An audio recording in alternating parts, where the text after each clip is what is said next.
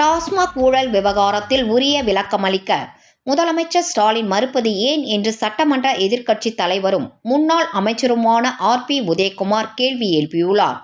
இது தொடர்பாக அவர் வெளியிட்டுள்ள காணொளியில், மதுரை அருகே பெய்த மழையில் சுவர் இடிந்து விழுந்ததில் உயிரிழந்த 3 பேரின் குடும்பத்திற்கு அரசு உரிய நிவாரணம் வழங்க வேண்டும் என்று தெரிவித்துள்ளார். முதலமைச்சர் கோட்டையில் அமர்ந்து கொண்டு உத்தரவிடுகிறார், அறிக்கை விடுகிறார். ஆனால் அதை கடைக்கோடி மக்களிடம் கொண்டு போய் சேர்ப்பதில் இந்த அரசு முழுமையாக செயல்படவில்லை எனவும் அவர் குற்றம் சாட்டினார். வடகிழக்கு பருவமழை, தென்மேற்கு பருவமழை எதுவாக இருந்தாலும் முதலமைச்சரின் ஆய்வுகள், அறிக்கைகள், கூட்டம் என அனைத்துமே பூஜ்யமாகத்தான் உள்ளது என அவர் விமர்சித்தார்.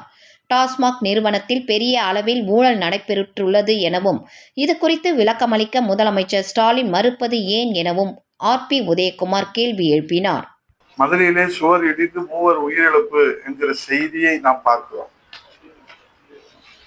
மலையன்குளம் கிராமத்திலே வீட்டின் வாசலில் அமர்ந்து பேசிக் கொண்டிருந்த போது சுவர் இடிந்து விழுந்ததில் வெங்கட்டி என்ற பெண் 55, வீரமணி 10, வீரமணியின் பாட்டி அம்மா பிள்ளை 65 ஆகியோர் உயிரிழப்பு, வீட்டின் சுவரில் பாதிப்பு ஏற்பட்டு இடிந்து விழுந்திருப்பதாக தெரிய வந்திருக்கிறது.